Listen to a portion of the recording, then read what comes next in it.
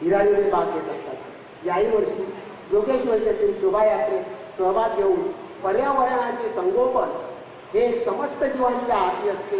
एक जीव दुसऱ्या जीवावर अवलंबून असतो, म्हणून तुम्हा चतुर्विधा भूतग्रामा अभय द्यावे की या स्वामींच्या वचनावर आधारित गुढीपाडवा शोभायात्रेत देखावा सादर करण्यात आला होता। हा स्वामींचा संदेश समाजामध्ये तळागाळापर्यंत पोहोचावा या उद्देशाने संस्थेने यात भाग घेतला होता।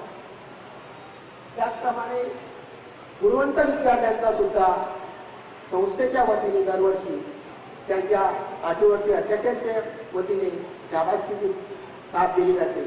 यावर्षी सुद्धा मुंबईमध्ये न कार्यक्रम घेता फलटण सारख्या आपल्या पवित्र ठिकाणी रंगशिळा मंदिरामध्ये बाळासाहेब आंबोले हे नगराध्यक्ष फलटणचे आहेत, यांच्या अध्यक्षतेखाली हा सोहळा आयोजित करण्यात आला होता। सर्वज्ञ समाज प्रबोधन संस्थेचे अध्यक्ष श्री गुरवबाई तसेच नगराध्यक्ष यांच्या हस्ते विद्यार्थ्यांचा गुणगौरव करण्यात येऊन मोफत वह्या वाटण्याचा कार्यक्रम पार पडला।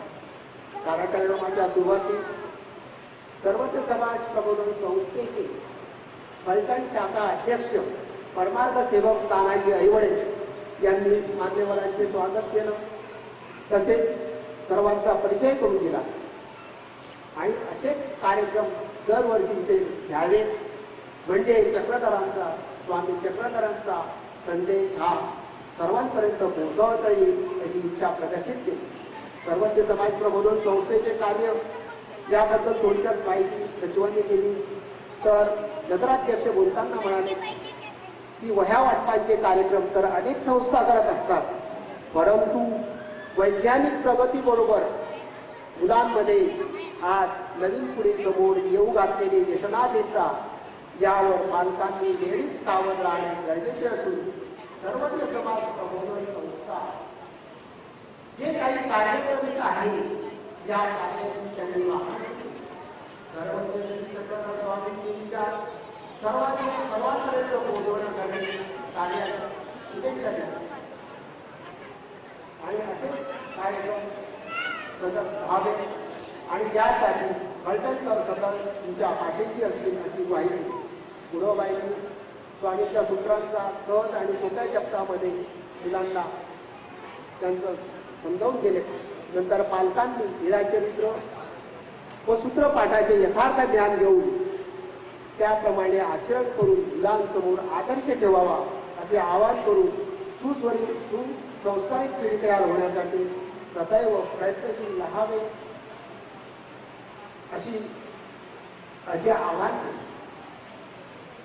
त्यानंतर संस्थेचे जे अध्यक्ष आहेत गुरवबाई त्यांनी जे प्रकाशित केलेलं आहे पुस्तक संतांचे बोल, हे संतांचे बोल पुस्तक संस्थेच्या वतीने पालकांना त्यानंतर चंदीगड अशा ठिकाणी आता 30 दिवसांचा संस्थेच्या तर्फे भरघोस कार्यक्रम करण्यात आला आणि त्या ठिकाणी सुद्धा ज्ञानदानाचा कार्यक्रम हे सर्व होत असताना आज कार्यक्रमाच्या निमित्ताने आम्ही वेगवेगळ्या आपल्या मंडळीच्या वेगवेगळ्या होतात चर्चा होतात। त्या चर्चेच्या निमित्ताने एक प्रश्न मनामध्ये येतो की खरोखर आपण सर्वजण आहोत ते वास्तविक आहोत का? आणि जर आहोत असं जर आपण म्हणालो तर मग स्वामी म्हणतात की येथे अधीन होते येथून म्हणते तिथे ते अनुसरण। मग मुद्दा असं येतो काय म्हणते आणि काय म्हणते हे जाणून घेणं आणि त्याप्रमाणे वागणं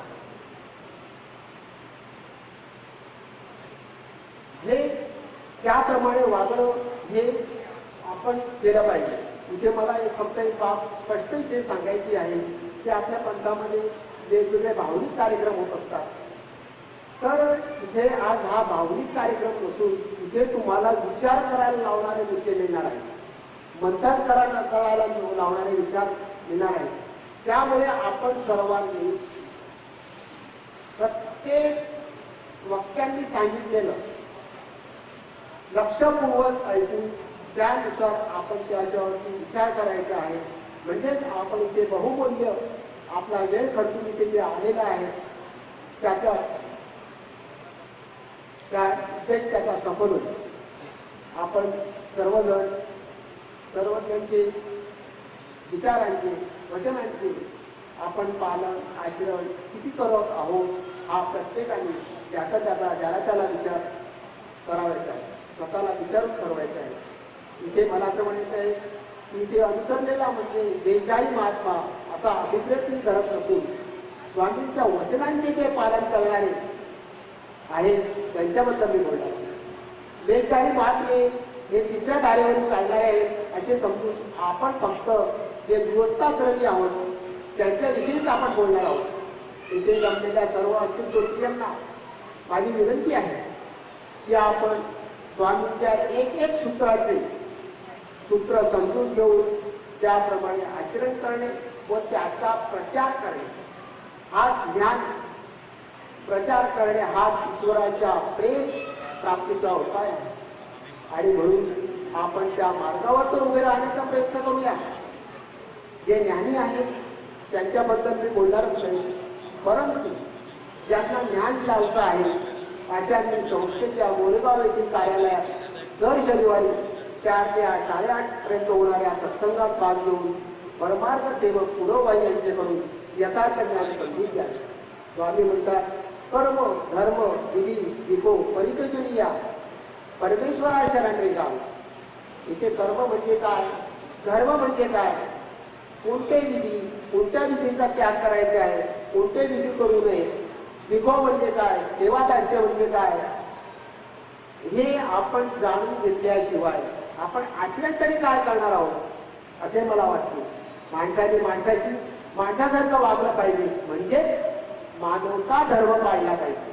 आणि या कार्याचा छोटासा भाग म्हणून संस्था गरीब गरजू असे जे रोगपीडित आहेत अशा रोगपीडितांना संस्था दरवर्षी शक्य असेल तेवढी मदत करीत असते.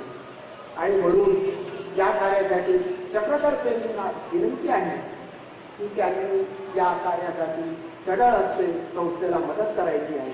आणि म्हणूनच संस्था याच्यापूर्वी कधीही कोणाकाही मदतीसाठी गेलेली नाही, परंतु म्हणतात ना गावपर्यंत जावं काहीतरी विना सहकार नाही उठतात.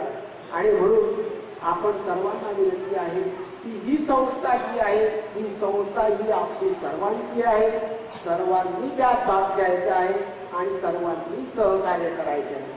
म्हणूनच आपल्याला विनंती आहे की आपण फक्त 10 रुपयाचे रुग्णमूल्य मदत 10 रुपयाचे एक कुपन आपण घ्यायचं आहे. ज्यांना शक्य असेल त्यांनी आपल्या गोदीप्रमाणे जास्त कुपन खरेदी करायचे. म्हणजे आपण संस्थेकडे आपण फंड जर उपस्थित झाला तर आपण जास्तीत जास्त रुग्णांना दरवर्षी मदत करू शकतो. आणि म्हणून सर्वांना परत एकदा पुनश्च विनंती करेन की आपण तिथे बाहेर पुस्तकांच्या स्टॉलच्या बाजूला कुपन ठेवलेले आहेत. आपण प्रत्येकाने कमीत कमी 10 रुपयाचे एक कुपन तरी खरेदी करावं अशी आपणास विनंती आहे. मागील वर्षी याच कार्यक्रमामध्ये चक्रधर भवनाची घोषणा करण्यात आली होती, आपणास आठवतच असेल. त्यानुसार लवकरात लवकर चक्रधर भवनाची वास्तू होईल आणि करता परमेश्वर आपल्या सर्वांच्या पाठीशी आहे. परंतु ही जी वास्तू आहे चक्रधर भवनाची, ही चक्रधर भवन म्हणजे मंदिर नसेल तर हे ज्ञान मंदिर असेल. आणि या ज्ञान मंदिरामध्ये सतत फक्त ज्ञान दानाचंच कार्य चालणार आहे.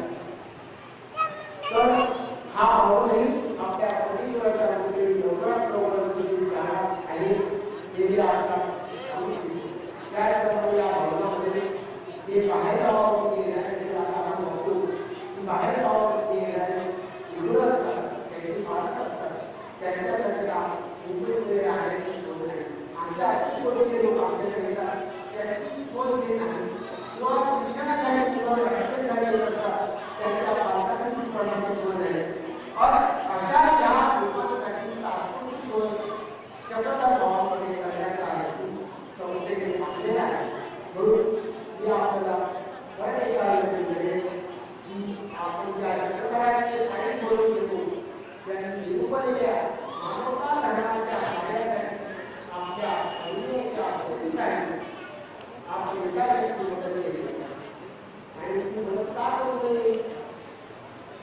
तर विश्वस्त आमच्या बाजूला जी उपलब्ध आहे तर सर्वांनी प्रत्येकाने कमीत कमी 10 रुपयाचे कूपन घ्यावं आणि आपल्या प्रत्येक गावागावामध्ये खेड्याखेड्यामध्ये आपल्या सर्व कार्यकर्त्यांनी आमचे जे विभागीय कार्यकर्ते आहेत विभागीय अध्यक्ष आहेत त्यांनी आजच इथे सर्वांनी जाहीर आहेत की बाबा आम्ही हे सर्व कार्य करू आणि इथे जेव्हा आपण भाषण करणार आहोत तर आमच्या अध्यक्षांना आम्ही विनंती करू की त्यांनी या भाषणामध्ये उल्लेख करावा आणि या कार्याचा जास्तीत जास्त प्रचार करून आपले कूपन पण कमवावे आणि ज्ञान प्रचाराचा कार्य करावा एवढं येऊन मी आपले 2 शब्द संपवतो आणि पुढील आपल्यासाठी जी काही आयोजित आहे त्याचे विचार आपण एकावेळी विनंती करतो.